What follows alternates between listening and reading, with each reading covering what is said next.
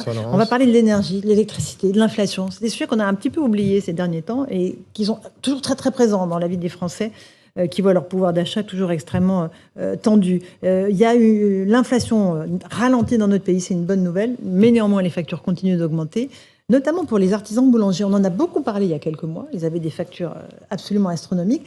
Est-ce que ça a changé depuis? On est retourné voir l'un d'entre eux qui est boulanger dans la Saône, et qui nous explique que sa facture d'électricité a bondi à 42 000 euros. Écoutez. Lorsqu'il voit sa facture multipliée par 3, Johan Barbera contacte immédiatement son fournisseur d'électricité. Au départ, le boulanger rhodanien s'imagine une erreur. Il va vite déchanter. C'est dû à la hausse électrique. Si je lui dis mais je peux pas payer 45 000 euros en fait, hein. Il me dit oui, oui, ben, le problème c'est que c'est comme ça jusqu'à la fin de l'année. Parce que vous n'avez pas renégocié votre contrat parce que je suis à tacite reconduction depuis le 2 janvier. S'il a pu payer avec l'argent de sa trésorerie un capital engrangé depuis 9 ans, l'artisan pourra difficilement faire face à une nouvelle facture du même montant. Aujourd'hui, Johan Barbera n'écarte pas une nouvelle hausse des prix de ses produits après celle liée à l'augmentation du coût des matières premières. Qui n'était pas énorme, hein. On avait mis 5 centimes sur le pain, je crois, et 5 centimes sur tout ce qui est pâtisserie et traiteur, hein, enfin, quelque chose comme ça. Mais là, si ça continue comme ça, on va devoir augmenter beaucoup plus que 5 centimes à mon avis. Pour maintenir son activité et l'emploi de ses 17 salariés, l'artisan tente de trouver un nouveau fournisseur d'électricité avec l'aide de courtiers. Mais là encore, il va mettre la main au portefeuille. J'ai des pénalités par mois restant dues. 340 ou 360 euros par mois, donc ça va. Ça fait 2000 et quelques euros. Johan Barbera a également décidé de fermer son activité le dimanche. Un moyen supplémentaire pour éviter de mettre définitivement la clé sous la porte. Loïc Lefroc-Pigeon, on pensait que c'était terminé, que Non. tout était On n'a réglé rien fait. pour les artisans boulangers. Mais il On y n'a a eu rien un fait. bouclier, il y a On n'a eu rien fait. On n'a des rien fait. aides. En fait, on n'a rien fait. Ah bon. C'est-à-dire qu'on parle beaucoup, mais aucune efficacité. C'est-à-dire qu'on est content parce qu'il y a des boulangers, artisans boulangers qui ferment, dans les petits villages, comme celui-là, avec quelques... Et puis, il y a des boulangers qui rouvrent, parce que dans les villes. Alors, on est content. Alors, on fait le calcul, on dit, tiens, il y a des boulangers qui ferment, il y en a d'autres qui ouvrent. Mais c'est pas les mêmes. C'est-à-dire que les artisans boulangers, c'est ceux qui travaillent le soir et la nuit, et puis les boulangers qui n'ont pas marqué artisan, c'est les boulangers pâtissiers industriels, et qui peuvent vendre ce qu'ils souhaitent. Alors effectivement, on peut considérer que en fermant le Fawet, on ouvre Montorgueil, ça fait un pour un, mais c'est complètement différent. Alors, les boulangers donc, sont en train de fermer un par un, dès qu'ils ont des difficultés, comme quand ils reçoivent... 42 000 euros, hein, la facture. 42 000 euros. 42 000 euros, oui, pour quelque chose qui vraisemblablement était de l'ordre de... je pense qu'il est de l'ordre de 10 000, à mon avis, hein, comme ça. C'est ça, exactement, 12 000. Mais là, vous avez le chaud, et là, maintenant, c'est les bouchers qui ferment. Mais on dit rien. Non, on a résolu le problème, dit-on, des boulangers, on n'a pas résolu le problème des bouchers. Et puis il y a certaines professions dans lesquelles on n'a rien résolu du tout. Alors ça, c'est les professions qui me sont chères, qui sont les petites et moyennes industries. Alors là, on n'a rien résolu. Rien résolu. C'est-à-dire qu'on est toujours pareil. Donc il y a les grands, je vous rappelle, hein, les grands, là, eux, ils ont le tarif... qu'ils avaient souhaité sur 25 ans, très bien. Et puis vous avez l'ensemble des sous-traitants, 85% de l'industrie française. Alors selon qui travaillent et qui peuvent mettre les horaires à des horaires de travail à un moment où l'électricité est pas chère, ça va. Mais dès qu'on est en 3-8, c'est-à-dire dès qu'on fonctionne matin, soir, etc., et dès qu'on a un four, eh bien, on est dans cette situation. Donc aujourd'hui, je vous annonce que l'ensemble de la fonderie et l'ensemble de la forge est en difficulté parce que on est à un facteur 7 aujourd'hui, parce que on ne peut pas faire l'extinction qu'on veut. Et les gens appellent sans arrêt en disant mais qu'est-ce qu'on fait? Il paraît que Monsieur le Maire a résolu le problème. Monsieur le Maire a dit alors, je ne sais pas s'il a entendu mes propos. Il a dit oui, il faut un juste prix. Et il faut que le prix soit corrélé au coût. Très bien. Alors, il a dit ça. Oui. Il a dit ça quelque chose. C'est ce que je dis depuis un an, ce que je suis venu à dire ici souvent, grâce à vous. Il y a quelques mois. Et rien ne se fait. Et le prix n'est pas corrélé au coût. Et les gens sont en train de s'éteindre un par un. Avant de parler des défaillances d'entreprise, Nicolas Meillan, un mot quand même de ces factures d'électricité. Le coût de l'électricité a baissé en plus dans notre pays. Pourquoi est-ce qu'on reçoit encore des factures à 42 000 euros? Parce que, alors oui, le coût de l'électricité qui est indexé sur le gaz a diminué, mais si vous voulez, les gens achètent de l'électricité à 1 an, à 2 ans, donc ça va prendre du temps a baissé. Et surtout, le problème, si vous voulez, c'est qu'on a un mécanisme, et c'est la tribune qu'on a publiée la semaine dernière avec Loïc, on a un mécanisme qui fait qu'aujourd'hui, on paie notre facture comme si 55% de l'électricité en France venait du gaz naturel. Alors que 80%, c'est du nucléaire. Et donc c'est ça le problème. Et c'est que quand on regarde ces boulangers, moi, ce qui me rend dingue, c'est que ce sont des faillites bel et bien réelles. Et en fait, ils mettent la clé sous la porte à cause de traders, à cause de gens qui produisent des factures d'électricité, qui étaient censés investir dans des moyens de production qu'ils n'ont jamais fait. Vous parlez de toutes les petites sociétés d'énergie là qui ont Tous vu les le jour. ce qu'on appelle les fournisseurs. Oui, les fournisseurs. fournisseurs, voilà. Les sensus. Les Vous dites les fournisseurs sensus. alternatifs. Les voilà. sensus. Lui, il dit les sensus. Lui, les sensus. Parasites. Moi, je dis 125 parasites. aujourd'hui. Alors, si vous voulez, on dit souvent, oui, le problème, c'est le marché européen. Le problème, c'est la loi NOM. Non, la loi NOM est très bien conçue. Le problème, c'est qu'on ne l'applique pas. La loi NOM, elle prévoit qu'en cas de circonstances exceptionnelles sur le parc nucléaire, on suspend ce mécanisme. Qu'est-ce qui s'est passé avec la corrosion sous contrainte ? On ferme du jour au lendemain 10 centrales nucléaires. Est-ce que c'est une circonstance exceptionnelle ? La réponse est oui. Donc, on suspend. Et au lieu d'aller... aujourd'hui, on a quand même 2000 TPE qui font faillite sur les 12 derniers mois. Eh bien, on s'occupe de ces 100 fournisseurs. Ceux qui ont joué le jeu, qui ont investi pour produire l'électricité, ils peuvent continuer à jouer. Ceux qu'on a aidés et qui n'ont rien fait, ils sortent. Mais il faut faire ça tout de suite. Parce que le problème, c'est que ce mécanisme est censé durer jusqu'en 2025 et que là, le gouvernement joue la montre. Bruno Le Maire, ça fait depuis septembre 2021 qu'il nous dit « Le marché européen est absurde, c'est du grand n'importe quoi ». Mais qu'est-ce qu'il a fait concrètement ? Rien. Il attend fin 2025. Oui. Et là, la réponse que j'ai aujourd'hui, on est en 2025. Et moi, je réponds, et on sera mort d'ici là. Ah bon, on sera mort d'ici là ? Bah oui, mais non, tout va bien. Mais non, tout va pas bien. Les faillites augmentent. Alors, Louis Dragnel. Comment vous l'expliquez ? J'ai pas d'explication parce qu'on ne me donne pas Parce que d'explication. politiquement, c'est pas très C'est-à-dire, je ne intéressant. vois pas l'intérêt, effectivement, de nourrir des fournisseurs qui ne fournissent rien, d'avoir et on commence à avoir des articles maintenant dans la presse qui dit, bah oui, les fournisseurs, finalement, ils font rien. Donc la population commence à s'en apercevoir, puisqu'il dit, mais qu'est-ce que vous faites, vous ? C'est EDF, je voudrais avoir EDF. Bon. Donc ils savent ça, et ils sont font rien. coincés. Et le nombre d'emplois, par rapport à tout ce qui va se passer comme catastrophe, le nombre d'emplois sur les fournisseurs, c'est rien du tout. Donc Souvent, les pauvres fournisseurs, non. Non, mais le sujet, c'est le rapport de force européen. Jean-Sébastien que Ferrand, le il y a gouvernement n'a justement pas pas. voulu s'engager. Non, il n'y a mais pas de pour rapport changer, de force, on se pour réfugie changer toujours derrière l'Europe. les règles en du fait, marché, si. Il n'y a pas de C'est rapport de Bruno force. Le Maire qui s'assoit à côté d'Agnès Pannier-Runacher, peut-être sur ce plateau, il signe un décret, c'est terminé.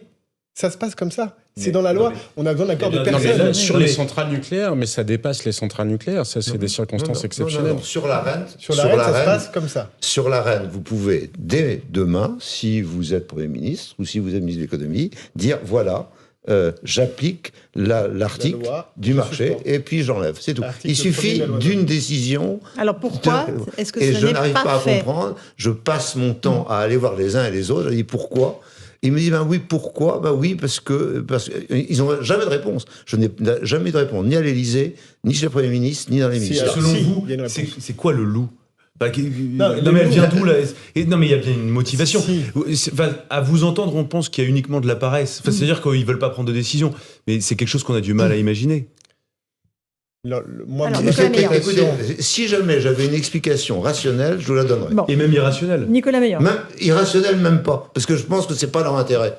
Ah, d'accord. Je ne comprends pas. Est-ce qu'il y a une raison, Nicolas Meillan ? mon interprétation, c'est que l'AREN a été mis en place en 2012 pour mettre fin aux procédures de la Commission européenne et une menace de 20 milliards d'euros d'amende.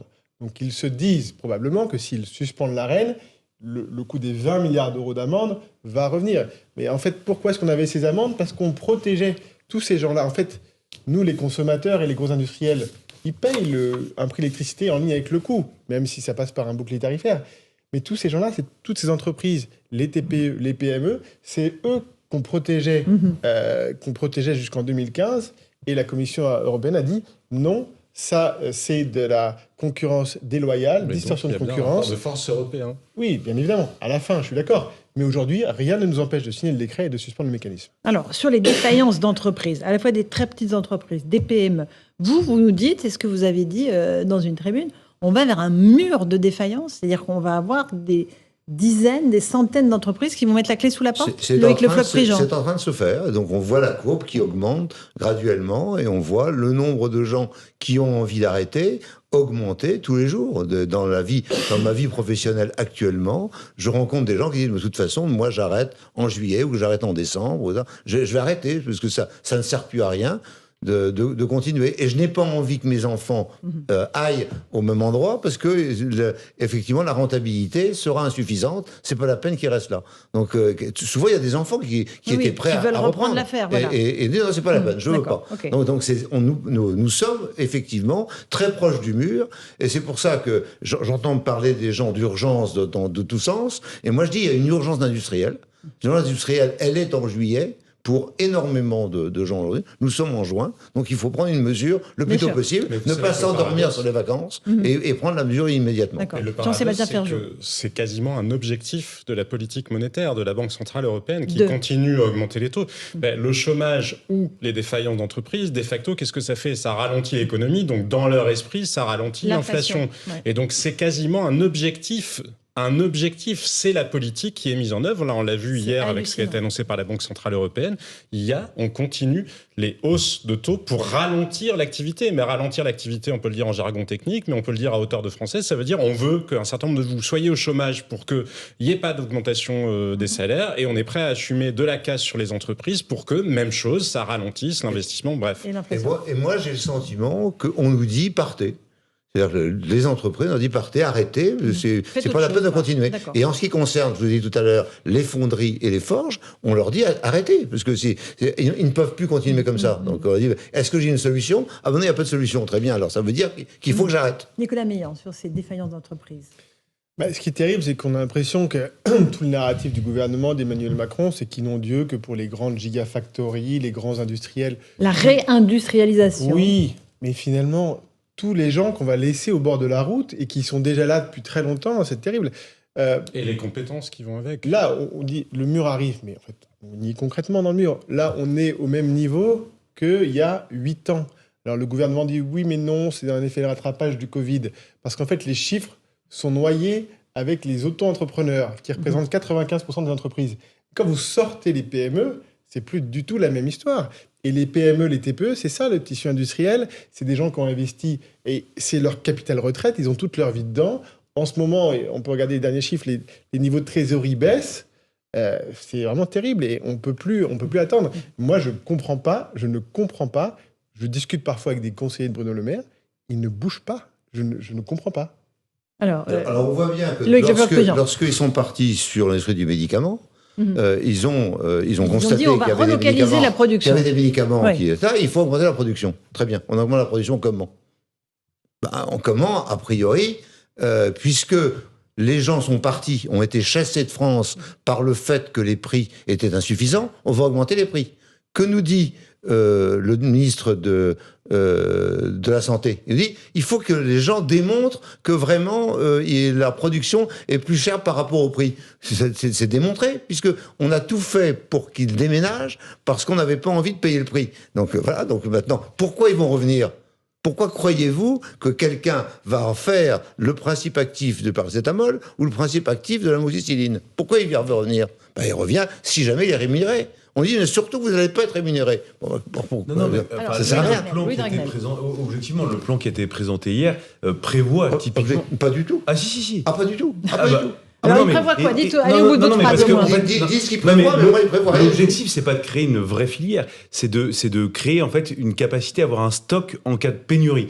Et donc, la pénurie, on l'avait connue au moment du Covid et dans les conséquences. Et vous appelez ça la réindustrialisation ? Moi, je ne dis pas ça. Non, je dis simplement. Moi, j'appelle ça faire des stocks. Là, l'objectif, c'est en fait d'avoir une capacité à produire. Non, pas à produire. Avoir un stock. Mais oui, mais avoir un stock produit en France. Mais non, avoir un stock de produit, c'est pas produire. Non, et à produire en France, c'est ce qui a été annoncé. Non, mais c'est ce qui a été annoncé. À conditionner en France. On ne produit pas, on conditionne. D'accord, alors à assembler, si vous voulez. Assembler. Mais ce qu'on ne savait plus faire. Enfin, déjà. Mais si on sait faire. Les usines existent. Vous faites demain. Mais on le faisait plus. Objectivement, on le faisait plus. C'est quand même c'est pas vrai. un petit plus, non? Alors, mais c'est vrai. Les usines existent. Les usines existent. Si vous avez envie de faire des flacons d'amoxicilline et si vous avez le principe actif qui vient, on sait mettre une usine en place. Il n'y a pas de problème. Là, on sait faire. Et d'ailleurs, lorsqu'à un moment, il y avait le problème du vaccin ARN, qu'on a dit, il faut faire le vaccin, etc., on s'est précipité pour dire, si jamais vous amenez tous les constituants des vaccins, je vais savoir faire la dernière présentation. Ça, c'est une présentation, c'est du flaconnage, il n'y a aucun problème. Il y a toutes les usines de flaconnage, on les a, mais elles sont là, vous les avez sur le territoire français, vous en avez 45, 50 qui savent faire ça, il n'y a pas de problème. Alors elles font autre chose aujourd'hui, mais ça fait. Le problème n'est pas là. Quand on dit qu'on produit, on transforme quelque chose en autre chose. Cette production-là, il faut qu'elle soit rémunératrice. Elle n'est pas rémunératrice en France, c'est-à-dire pour arriver à être rémunéré, il faut passer sur un facteur 3 ou 4. Qu'est-ce qu'on fait? On ne peut pas le faire. Voilà. Et c'est ça le sujet à traiter. Quand on dit réindustrialisation, on ne dit pas « je vais assembler ». Effectivement, on peut dire, vous savez, les bols Henriot Quimper chinois, ils arrivent à 7 euros. Et puis on dit fabriqués en Bretagne, 30, et puis 45 euros. Simplement, ils sont pas fabriqués en Bretagne. Voilà. Hein, c'est pas Henriot, c'est les autres qui. La solution, c'est quoi, Loïc Le Propligeon? La solution, c'est on peut pas continuer à considérer qu'on a des effets dévastateurs et ne pas aller chercher les causes. Alors les causes, on les connaît, c'est-à-dire qu'il y a un certain nombre de conditions pour la fabrication en France qui sont détestables. Alors il y a les conditions, on parle beaucoup des conditions de travail et des salaires, etc.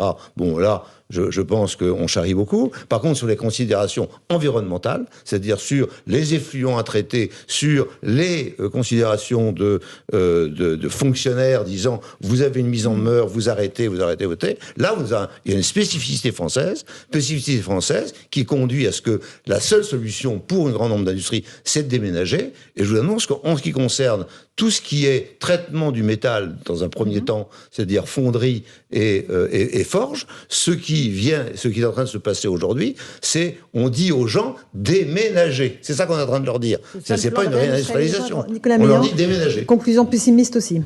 Oui, je pense que ça fait 20 ans malheureusement que on a un groupe, moi je les appelle les escrolos, qui font tout, un, pour saboter le nucléaire, et on peut dire qu'ils ont quand même assez bien réussi, et deux, pour supprimer nos usines.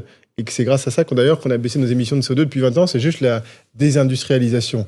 Donc il faut arrêter. Et oui, si on met des usines, il y aura de la pollution, parce que l'industrie, ça pollue. La voiture, elle n'est jamais verte non plus. Il faut faire en sorte qu'il y ait des industries vertes aussi. Et donc, on a quand même un vrai problème de normes en France. Décarboner leur production. On a un problème de normes sur le nucléaire qui fait qu'on aboutit à un monstre de l'EPR. Et on a un problème de normes industrielles. Aujourd'hui, on ne pourra pas réindustrialiser si on n'adapte pas nos normes. Bon. Et il faut être aussi vert que les autres, mais pas plus vert. Oui. Hein, c'est-à-dire que là aujourd'hui, on veut être plus vert que les Italiens, plus vert que les Suisses, plus vert que les Espagnols, plus vert que tout le monde. Eh bien, on n'y arrivera pas. Si jamais on veut être plus vert, nous, industriels, on déménagera en Suisse, en Allemagne et en Espagne. C'est tout. Recherché, évidemment. C'est pas possible. Eh bien, oui, c'est le mot de la fin. L'usine est de l'autre côté de la frontière. Absolument. La pollution sera la même.